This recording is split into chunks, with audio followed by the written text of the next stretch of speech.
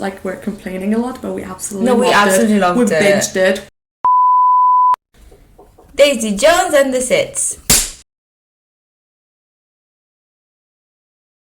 You know that Kaylee, apparently I didn't know that, but am I right in thinking that she is the granddaughter of Elvis? No, I have no idea. Because I think so. Because I saw an interview and Sam was asked about time that he fanboyed Kaylee, and he said, yeah, it's not every day that, you know, you listen to Elvis and you have Elvis' granddaughter next to you. So Nepo baby.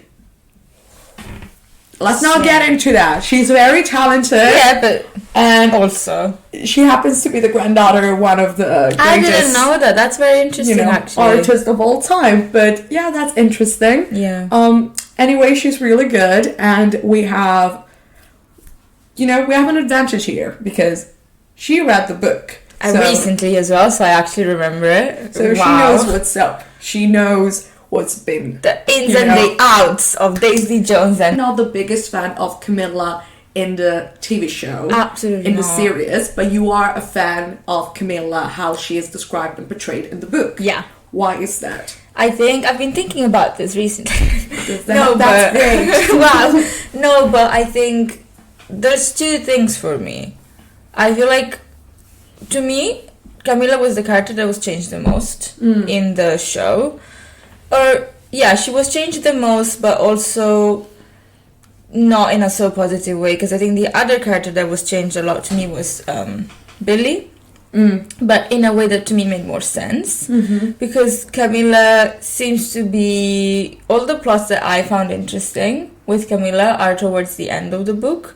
So when she's involved in helping Karen get an abortion, and when she kind of bonds with Daisy towards the beginning of the tour, but last part of the book, and the end scene with Daisy. That's not in the series. So that, to me, were the most interesting parts of Camilla, because you really saw her be on her own, rather than other people telling us, because the book is all in interviews, rather than other people telling us, oh, Camilla's like this, Camilla's like that. But I think the show kind of sacrificed that to enhance Simone a little bit more and give Simone that role in Daisy's life, which is totally fair. But I think they kind of like toned down Camilla in that sense, because I really appreciated that, you know, she went up to Daisy and she was like, I know Billy loves you. Like, we all know. And she never really had a confrontation with Billy in the book, or it's not said. So I think in order to make her a believable and interesting character, they added some features. Yeah. Some, like, to me, what bothered me was that she goes to LA right away, which didn't happen in the book, and I think it made more sense that she was like, you go be a rock star, and then he only kind of feels like telling her to abandon her life in a way when he has a contract, he has a record deal, which makes a lot more sense to me in the power relationship of the two. But also kind of forcing, to me, felt very forced, this photography, like, passion / job, like she has to have a hobby, she has to have or like some a sort talent, of ambition, talent, or focus. And I think that's fine if you're writing it for the first time, but if in the book she's perfectly happy with motherhood, exactly. I'm tired of this like constant political agenda of writing female characters in order for them to feel more empowering, but at the end of the day, you're writing it with the same freaking script. It's still like in a box. They're in a box. It's the same thing. Like, oh, she can't just be happy with motherhood. That's unthink of. No. She has to have something else.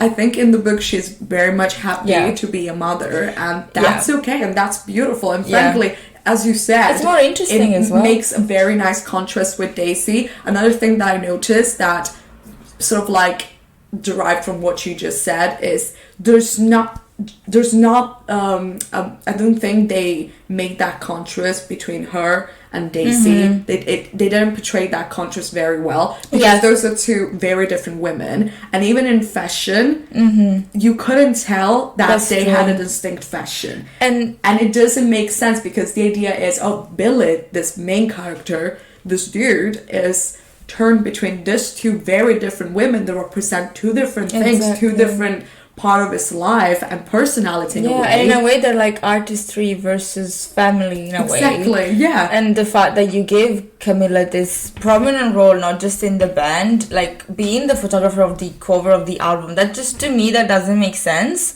Yeah. Because there's also like a very big chunk of the book on the cover of the album. Like, yeah, it's very symbolic, there's so much that goes into it, and it's a kind of pivotal moment, and to just throw Camilla in that was like kind of taking random pictures, it just doesn't feel very authentic. And I think what was beautiful to me in the book and of Camilla's character is that she's always described as like very wholesome, very like mom vibes, even before she was a mother of the band, and therefore you root for her. Like when Billy first cheats on her, which I think is another thing that the series didn't do as well, because in the book it's very much like gradual. It's like, oh, Billy's not with us after the concert, oh, Billy's drinking, oh, Billy's cheating on Camilla, oh, Billy's cheating on Camilla again, and it's like you really see this build up until it's like it's impossible to ignore. Yeah. And in the book I feel like you really root for Camilla, because you're like, I really want her to be happy, she's so positive as a character. But in the series I didn't really feel like that. But also what was beautiful to me is that there's 3 different versions of the relationship between women and families. Yeah. And women in general, but the fact that Camilla is everybody says she's always wanted to be a mother, she's perfect, she's happy being a housewife, and she knows that Billy is gonna go out on tour, and she, in the book, she's the one who tells him, why would you quit the band? I've always known you were gonna be in a band, like I want you to be happy, and I know this makes you happy, so I'm happy to stay home with the kids because that makes me happy. And I think that's beautiful, but it's also beautiful that in contrast there's like Karen, who never wants children and is just focused on her career, as she should. And Camilla really supports her. They have a beautiful scene when she gets an abortion, because Camilla holds her hand and Karen is like, I don't think you approve of this. And Camilla's like, no, because what makes me happy doesn't mean it makes you happy. And then you have Daisy, who is really struggling, I think especially in the book, with the fact that she's never gonna be a mother. Nobody thinks she could be a mother. And then, I don't know if they mention this in the series, and then she adopts a daughter. So it's like, it's beautiful that it's all different ways of being mothers, but also of approaching having a family and having children, because I just found that really heartwarming, and I feel like the series kind of downsided that a lot for me. I think it might be the case that, I don't know if that's totally fair, but for me, and we had this discussion when we were watching the show, I think there is an acting issue. Yeah, I was gonna say that. At heart. Yeah. Camilla, the actress that plays Camilla, which happened to be her name as well in real life, Convenient for me. I have this feeling she must be really sweet in real life. I'm sure she's and she's a nice person and whatever, but I don't think her performance was very strong. No. But I still think it was stronger than Suki. Yeah. I think Suki's 100%. Performance, which, by the way, Suki Waterhouse, I think, she plays Karen, and I'm not going to say that she's a model, therefore she cannot act. Well, Camilla's a model too. Exactly, and she cannot act. Never mind, I don't want to say that. But I think Camilla is, definitely, she is doing way better job than Suki. I mean, I can remember the scene when she's confronting Billy right after she found out really good. That he cheated on her. She was really good. It was very emotional, very intense, very powerful. She literally pushed him to the wall, and it was so intense but so well executed. Yeah, I definitely believed her. She was believable to me. She was very convincing, and then for some reason it went downhill from there. I agree, but I think in the very first 3 or 2 episodes she was really very good. Strong, for some reason she felt more natural than the rest of the season. Yeah, versus Suki, who to me, she was a little bit too obsessed perhaps with this idea of, again, this stereotypical idea of the character in itself, that it has to be this strong chick who is you know, she's no emotional whatsoever. She has nothing goes through her, and she has to be cold and British for no reason, by the way. Yeah, I don't understand why she's British, because I'm like 99% sure that's never mentioned in the book, and also if you can't do it, maybe don't do it. Like it's clear. It's a forced accent. I'm and it sorry. takes away from her performance too. Exactly. I can tell that it's someone trying, and it's just you know this idea that I should be completely overwhelmed and just dive it into this story, and I'm not, because I can tell you're trying to do a British accent and it's bothering me every time I watch it. Sam Claflin, who's British, and should be insulted 1000%. Like I never questioned that he was an American. I forgot he was British. Let's talk about something that we liked. I personally think the chemistry between Sam and Kaylee was insane. I think that if they didn't have that type of chemistry, which I think it can't be easy. It's not just, they're two attractive individuals. It comes with such, professional dedication. Yeah, there's so much tension between them. I believe they were in love. It was fantastic. And it's just, you can tell that there is this sexual chemistry and tension between them by the way even just they look at each other, because it is very important in that case, in the context of the series, because we never see them having any physical contact whatsoever. I mean, we do for 2 seconds. There's no actual, there's no romantic scene. No. That, nothing at all. It's just them looking at each other. It reminded me of the same sort of chemistry. Maybe I'm saying something completely stupid, but that's what it reminded me of Pride and Prejudice. Oh yeah, that's so true though, that a little touch. The hand thing. It's like the kiss rule, right? Yeah. If your characters have to kiss to show they're in love, then you're not writing it well. But they were perfectly believable to me. And they can sing so fucking well. I want to say, for actors to be good at acting is the benchmark. Yeah. But for them to be good at singing and playing instruments and being Elvis' granddaughter, and that's beyond. I don't think they did it live, but regardless, they did such a good job, and I know that they started practicing as a band, quote unquote, on Zoom, so that's even more impressive because they weren't even in the same room. What I not appreciate is that a few people said, those songs are nothing great or whatever, they did a good job overall, but I think the songs are awesome. I think they are, top 5 or something on American iTunes. And they actually they're absolutely great. They captured the 70s. I want to say about Daisy and Billy, I think there's been a few changes compared to the book, because in the book they only have one kiss, and it was so much better because it kind of built the tension a lot more. Yeah. In the show, he is fully, completely in love with Daisy. Yeah. And in the book, he's always denying that. And I think there's a lot of moments when I was like, is Daisy not reading into this? Is he being for real? Yeah. And I think it's interesting. Oh, yeah. I wish they had done more of that in the series. I wish I'd seen some sort of enemies to lovers, because to me it was perfectly clear they were in love, and I wish at least in the first 2 episodes I guess they tried to do that, but it didn't look real enough. They had too much chemistry.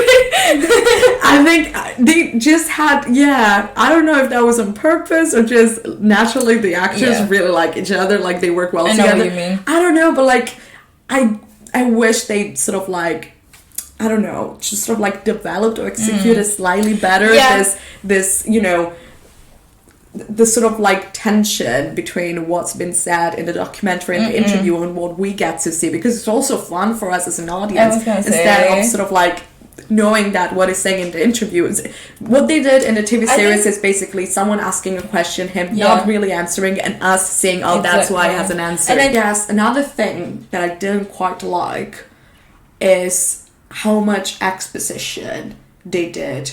I wish we saw less sort of interview moments.